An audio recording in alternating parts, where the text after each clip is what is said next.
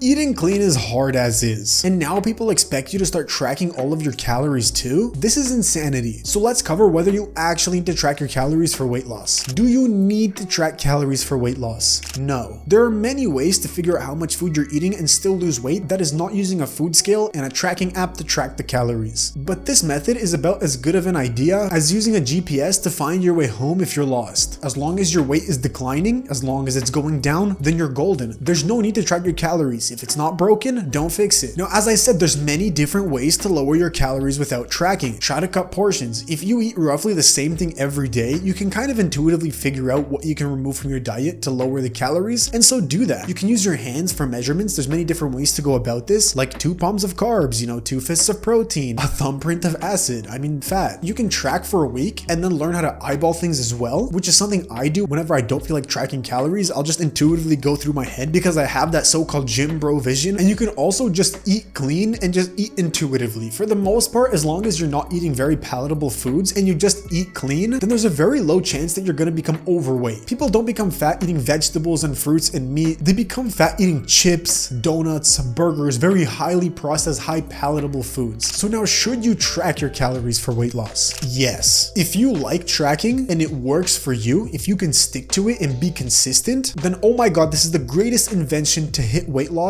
besides Ozempic. When you start tracking your calories, there's no guessing. As long as you're doing it correctly, you know nearly exactly how many calories you're eating, you know exactly what your deficit is, and you have all the data in front of you to make logical decisions. As I previously mentioned, one thing that you get good at after tracking calories for a long time is not tracking calories. So even if you don't want to track calories for the rest of your life, if you can take like a year period where you track all of your macros, all of your calories, you will become better at intuitively eating. There is a major difference between my brain and how accurate I am to how much protein is in food, how many calories are in food, compared to some family member who's never done it before. Once you've done the reps, once you've tracked the calories for like a year or 2 years and you stop, your brain is still going to be far more accurate than the other so-called intuitive eater who just eyeballs and eats based off what their body feels like. So there's a couple of benefits here. Now, even if you're tracking calories, you still may run into one major problem, which is you are in a deficit, but you're not losing weight. One major problem I've made myself is I would measure food wrong. So I would input raw meat instead of cooked meat. I would eat 100 grams of cooked chicken breast and put it in as 100 grams of raw chicken breast, which then made me gain extra weight. Or I'd put in 100 grams of oats with water, where in reality, I ate 100 grams of raw oats. More examples of this would be boiled versus regular dry rice. The same thing for oats, various different vegetables that are cooked. Everything has a little bit of water weight to it. So make sure you're accounting for this. Now, if you did account for everything and you're still not losing weight, then the simple answer is you just have to put yourself into more of a deficit. Just lower your calories by 2, 3, 4, 500 and you should start losing weight. One last thing I'll say is just make sure your body doesn't compensate for the deficit and lower your daily physical activity to meet the lower calorie threshold. Sometimes whenever you put yourself into a deficit, your body will subconsciously make you more lazy. So I notice myself, the more I'm dieting, the more I'm prone to not taking phone calls standing up, and instead I'd lay down while talking to someone. To avoid this, get yourself a step tracker, make sure all of the cardio and exercise you're doing is at the same intensity, and you should be fine. If you want to jumpstart your weight loss, press the first link in the description and join our free Skool community where you will get extra help from me and the people within there. I'm gonna soon make this paid, so if you join now, you get free lifetime access to this group. If I gave you anything of value in this video, please consider subscribing, and don't forget to stay savvy with your diet.